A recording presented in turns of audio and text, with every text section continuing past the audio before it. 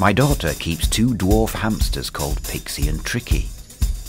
Tricky has lots of energy, runs on the treadmill, is curious about every corner of the cage, stuffs his cheeks with food and generally behaves like a hamster should. Pixie, on the other hand, is lethargic and dreamy and almost never goes on the treadmill.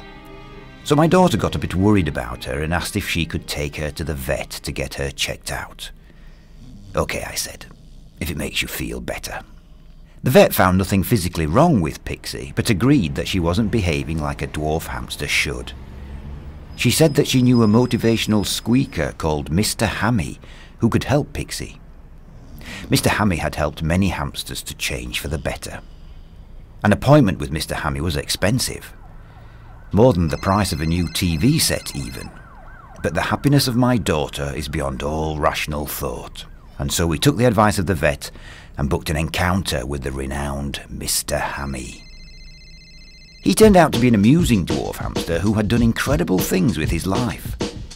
They were so incredible that it was difficult to imagine that he was really a hamster at all. He was very confident and very sure of what hamsters should be doing with their lives. The first thing he did was to reassure Pixie that she hadn't done anything wrong to be like she was. He told some inspiring stories of how he too had once been lethargic and limited in his ambitions until he turned his life around on the golden hamster wheel of opportunity. All she needed to do was to realise that there was another hamster life that she could aspire to and so reach her full potential. If she worked hard enough, she could become something that he called a giant dwarf hamster. He gave Pixie a list of goals and targets to achieve. How many revolutions she should do on the hamster wheel each day, when to tidy her nest, and when she could reward herself with her favourite seeds. This was going to be the start of her journey to becoming a giant dwarf hamster, full of allegorical stories and inspirational quotes. Mr. Hammy said, "Giant dwarf hamsters don't take no for an answer. They don't know the meaning of can't. They work hard and fight their way to the top despite all the negativity that they encounter around them. Giant dwarf hamsters get things done. They don't ask anybody. They just take whatever they want whenever they want. Giant dwarf hamsters are the winners who own the world." Pixie was amazed by all this attention being lavished upon her. No one had really bothered with her before, and she imagined that she was unimportant in the grand scheme of things. She actually became a bit more animated as a result. She quickly established a strict routine to her day and worked hard to achieve her ambitious goals on the hamster wheel. She lost weight, improved her fitness, and became determined to be the best giant dwarf hamster that had ever lived. But Tricky was puzzled by her obsessive behaviour. "Pixie," he said, "what are you trying to do?" Pixie replied that she was achieving her ambition. "Which is what?" asked Tricky. "To be a giant dwarf hamster," said Pixie. "But you're a dwarf hamster," said Tricky. "You were born a dwarf hamster. Do you even know what it means to be a dwarf hamster?" "Yes," said Pixie.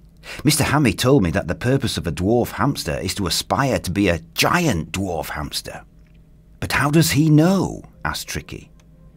"And who's to say what being a hamster is? Surely a hamster is what you are and what you do naturally. No dwarf hamster ever needed to learn how to be a dwarf hamster. And if we all wanted to become giant dwarf hamsters, who would be the dwarf hamsters? The truth is, we're dwarf hamsters trapped in a cage for the amusement of others. And even if you were to become a giant dwarf hamster, you'd still be a pet in a cage, owned by a little girl. That hamster wheel over there is going nowhere, no matter how hard or how fast we run."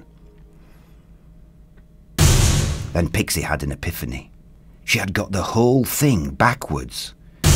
She couldn't be a natural dwarf hamster because she was in a cage, which was unnatural to begin with. In her natural environment, it wouldn't even occur to her to ask who she was. Instead of directing all her energies towards changing herself, she should be directing them towards trying to escape her imprisonment. The problem lay with the cage and not with herself. She just needed to be herself, to live without any walls or bars or restrictions. She and Tricky needed to experience the wide open spaces, to run breathlessly through sweet-smelling grass, the blood singing in their veins.